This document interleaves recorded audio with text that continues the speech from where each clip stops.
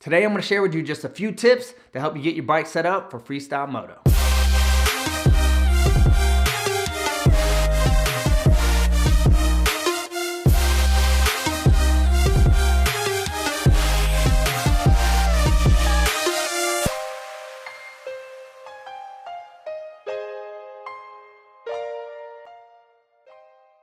What's up? I'm Ronnie Faisst, Freestyle Motocross Pioneer, X Game medalist, and lover of God, people, and life.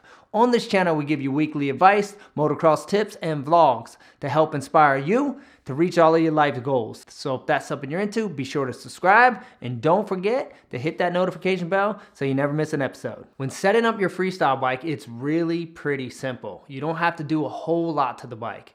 You can do a few things gonna make a huge difference. One of the most important things in setting up a bike for freestyle is your suspension. Freestyle suspension is more like supercross suspension, but it's even stiffer. Jumping big jumps over a 1 to 2 hour session, so you're gonna have hard landings all day long, so you want a super stiff bike. You want the bike to actually move slowly. So the stiffer the bike is, that means you're gonna have more control on the lip. Not only is it gonna be softer on your landing, when you're coming into the lip and the bike's stiff, it's gonna compress slower and it's gonna react slower. So it's way more easier to learn tricks with a stiff setup. So stiffen up your bike. I know not everybody has a huge budget to work with, so my advice is if you can't send your suspension out, the best thing you can do is just turn up all your compressions. Turn everything all the way in. Turn your forks all the way in on compression, turn your shock all the way in, and then I would even slow your rebound down a little bit. Stiffen up the entire bike as much as you can. If you have air forks, put some more air in them. You want a stiff setup. The best thing is to send your bike out and get it done if you can. And just tell them, say, hey, I want my bike set up for freestyle. If they don't have a freestyle setting, just say, hey, whatever your supercross setting is, make it stiffer, and you should be pretty good. And the stiff setup is gonna help you on your landings. If you go long, or if you come up short, or if you're just landing in the pocket all day long for an hour or two during a session, it's gonna help not beat up your body. If you have a soft bike, your ankles are gonna get sore, your knees are gonna get sore, your lower back's gonna get sore. A good freestyle setup always has stiff suspension. Another thing is gearing. Gear your bike up. If you got a 48 for stock, go up to a 51. Whatever, jump up 1 to 2. I don't think you need to get crazy with it, but it'll help. You'll be able to go into the ramp with a slower speed and just get on the gas. You wanna power through the ramp. You don't wanna travel at the ramp super fast. You wanna go slow at the ramp and power through the ramp. Watch all the top guys. They cruise, right when they get to the bottom of the ramp, all the power's off the lip. So you want to go slow. You want to slow things down. The slower you can go, the slower things are happening, the more time you can think about things. The faster you're going, everything's happening faster. So you want to slow things down. Another part of freestyle setup is the grab holes in the seat. If you're just learning and you're just getting started, you want big holes and small seat. The reason why you want a small seat, because you want to be able to get a good grab. You want to be able to pinch that thing so you know when you jump back to do a seat grab, you are holding onto that thing and it ain't coming out of your hand. See these big old seats? And then these little holes, you gotta find these little holes. Make your holes big enough that you can get your hands in and out. You're not banging your fingers. So make good sized holes and put a small seat. Make a thin seat. Your seat doesn't need to be much bigger than that. You wanna get a good pinch. You don't go too thin, your staples are hitting you in the butt. But just a nice inch on it, you can get a good grab. You want a good bite that you're holding onto that thing. Another thing that we like to do on our freestyle bikes is put a stabilizer on the front. And the reason why we put stabilizers on the front is so the front end ain't slapping all around. Because you gotta remember, in freestyle, you're gonna be letting go of the bars all day long. So if your front end's super loose and you let go of the bars, what's the bars wanna do? The bars wanna turn. As soon as the bars turn, what happens? The bike gets off balance. So you want that front end to never move when you take your hands off. And you'll even see some guys come out of corner and reach down and turn them and make them even stiffer. Because there's certain tricks that you don't want it to move at all. Obviously you can't ride like that all day. So you gotta be able to have it stiff. But then there's even some tricks you're gonna turn to where that thing's locked up. So get a stabilizer, put it on your bike, tighten it up to where it's way stiffer than normal, and then learn how to use it. So when you jump back to do double grabs, when you do cliffhangers, anytime you're leaving the bars, you know that your front end is staying straight. It's not gonna be swapping around and throwing you off balance. If you can't afford a stabilizer, just tighten up your headset as much as you can. It's still gonna help. It's not gonna be nowhere near as good as a stabilizer, but it's still much better than having a loose setup. Another thing that we did on our freestyle bikes, we would put wide foot pegs that were extra sharp. Now on Taka's bike, you can see in the video, he has Zeta foot pegs, and you can tell they're sharper than, a little bit wider than stock and a little bit sharper than stock. And the reason why I use a wider foot peg and a sharper foot peg is your feet are leaving the pegs all day long. And if you just happen to get a toe on there with a little bit wider foot peg and a little bit sharper foot peg, you have a better chance. If you only get a toe, that foot's not gonna slip, it's actually gonna hold. So it's not a big difference. Obviously you can learn freestyle and ride freestyle with stock pegs, but it's one of those things that we all did because it helped. You wanna make your bike the best that you can. So adding wider foot pegs and sharper foot pegs definitely helps to improve getting your feet to stay on those pegs once you're jumping back to them. So bump them up if you can.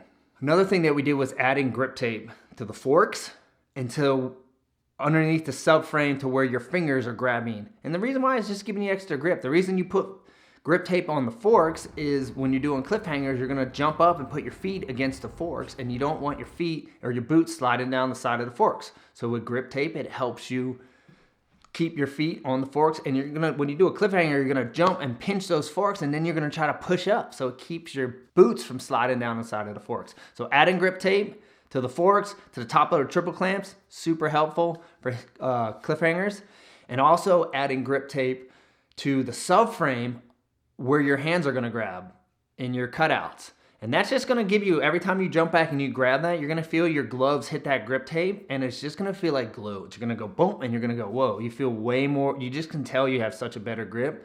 So it's just something that's super simple, but it helps. So add grip tape to the forks and add grip tapes to your subframe where your grab holes are. Another thing that you can do, it doesn't make a huge difference, but it's helpful, is your bars on your freestyle bike. At Moto, most of the time you want to run a low bend bar because your bike turns easier with a smaller or lower bend bar.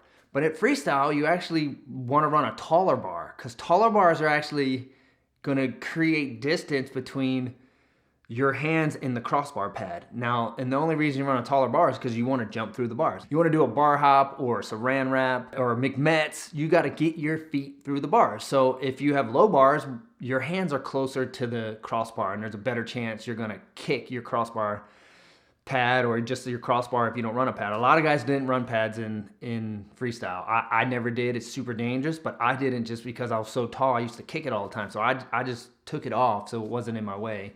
But a lot of guys will cut their crossbar pads down super low, and just that way you have a little bit of protection over your triple clamp mounts. But a taller bar is going to raise your hands just a little bit. I used to run a Kawasaki High. It was the highest bar I could get. I would run a tall bar, and it raised my hands up over the crossbar pad. Now that gave me just another inch or so to get my feet through. And you don't think an inch is a big deal, but when you're a tall guy, it is a big deal, and it helps. So if you want to work on bar tricks, I would recommend getting a tall set of bars. It's going to help give you a little bit more distance and jumping through. And if you're having a full size crossbar pad on your bike, I would recommend cutting it down. I wouldn't say don't use it because it is dangerous. If you hit it with your chest, there's no protection. So just cut it down, use a little bit of, leave a little bit of pad there, and that's gonna give you a little bit of room jumping through for bar hops and other types of bar tricks. And last thing, guys won't even probably think about this, but this is seriously works in freestyle. If you guys are racers or ride the track all the time, you usually ride with about 12 to 12 and a half, maybe 13 max on your tire pressure. In freestyle, you can go up way more.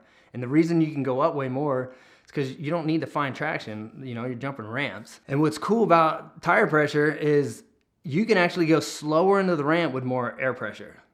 And that's the whole thing about freestyle. I like to go as slow as I can at the ramp because it slows things down. I don't want to be pinning at the ramp because then everything's happening faster. So 2 reasons why I like more air pressures. 1, you don't kill your rims when you overjump or just jumping all day. You save your rims. And 2, you can go into the ramp slower with more tire pressure because the tire's not flexing on the lip. So with more tire pressure, you can go slower at the ramp because you're not going to have the tire flex. So I would run anywhere from 15 to 17 on a freestyle bike as far as tire pressure. And you can even go up to 20 if you, I've tried it. You're just gonna have to go slower. The more tire pressure you go, the slower you're gonna have to slow your run-in down. Cause watch, if you've been jumping with 12, 13 pounds in that tire and you go up to 17, guarantee you hit it at the same speed, you're gonna go 4 or 5 feet longer than you did easy at the same speed. So another quick tip is boost up your tire pressure. So if you guys wanna get a stabilizer for your bike or you want some wider, sharper foot pegs, be sure to check down below in the descriptions. I'll have some links for you guys there. So I hope these tips have been helpful. If you guys are feeling it, be sure to give it a thumbs up. If you guys know somebody else that might like it, be sure to share it. And if you have any more questions or comments on bike setup for freestyle motocross, be sure to comment below. Until next time, I'll see you soon here on the Feisst Live.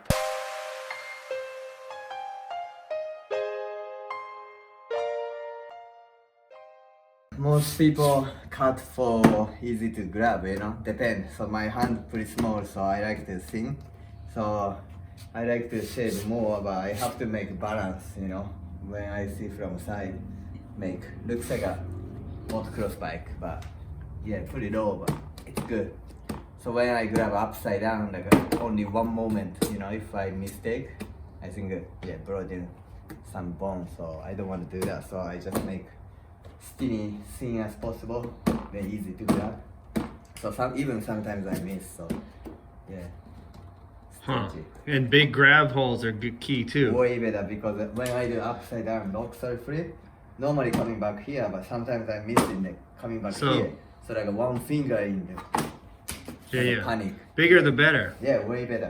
Because some people don't like, oh, looks too big, but if I don't have enough, you know, I already crash few times. Yeah. Yeah, sometimes right here. Karate here. Karate here. What else? What Big else? sharp. Some foot people peg. have a, you know, Oh yeah, yeah. leg. But You know, yeah, like you don't have. coming Yeah, here. I know what you're saying. Yeah, but and then I grip don't tape know. here. Yeah, grip tape for cliffhanger back flip. So when And regular cliffhanger works good too. Yeah. But used to be, I do without grip tape. But when I do upside down, as soon as I put this, just a grip tape, like 10 times easier. Yeah. Seriously, like hold me. Yeah.